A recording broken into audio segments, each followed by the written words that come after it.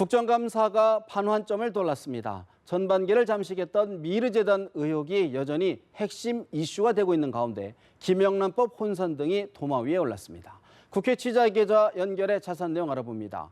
이영희 기자, 정무위 국감 김영란법 시행 이후 권익위의 미흡한 대응이 도마 위에 올랐죠. 네, 그렇습니다. 오늘 정무위원회의 국민권익위원회에 대한 국정감사에서는 김영란법 시행 이후 미흡한 권익위의 대응이 쟁점이 됐습니다. 시행 2주를 맞이했지만 현장에서는 여전히 혼선이 빚어지고 쏟아지는 문의에 권익위가 제대로 응대하고 있지 못하는 상황에 대한 질책이 쏟아졌는데요.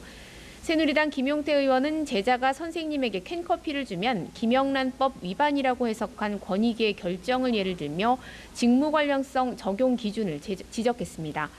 김 의원은 권익위가 직무 관련성이 아니라 직접적 직무 관련 때문에 김영란법에 위반된다고 설명했는데 직접적 직무 관련이라는 말은 김영란법 법률 조문에 나오지 않고 국회에서도 논의되지 않았다며 지나친 해석임을 강조했습니다.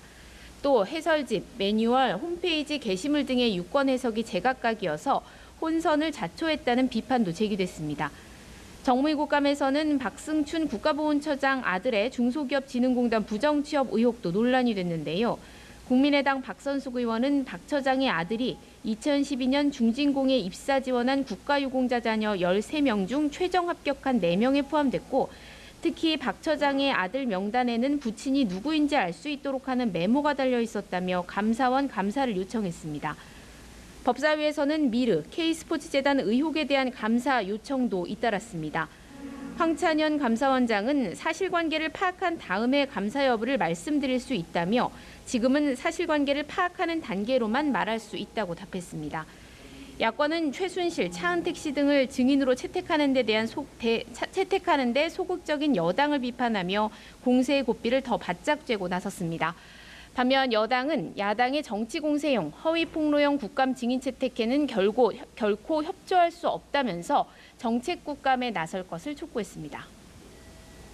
이 기자, 당정이 태풍 대책 관련 협의회를 갖고 피해 규모가 집계되기 전에라도 특별재난지역을 선포하기로 했다고요? 네, 오늘 제3차 태풍 대책 당정 협의를 갖고 특별재난지역 조기 선포를 추진하기로 했습니다. 박인용 국민안전처 장관은 관련 기준을 충족할 것으로 예상되는 지방자치단체에 대해서는 피해 규모 산정 완료 전에라도 우선 선포될 수 있도록 조치하겠다고 밝혔는데요. 새누리당 이정현 대표는 국민의 관심이 큰 만큼 가급적 빨리 선포해 줄 것을 강력히 요청한다고 당부하면서 오늘 중으로라도 선포될 수 있도록 해줄 것을 강력히 요청한다고 당부했습니다. 정부는 국가관리시설의 경우 100% 국가가 책임지고 관리하고 지자체 관리시설은 부족한 부분에 대해 정부가 적극 지원할 방침이라며 사유재산에 대해서도 최대 70%까지 정부가 지원하는 방안을 적극 검토할 방침이라고 밝혔습니다. 교육부는 피해 지역 학교 재학생의 수업료와 교재비를 지원할 예정이라고 밝혔습니다. 지금까지 국회에서 전해드렸습니다.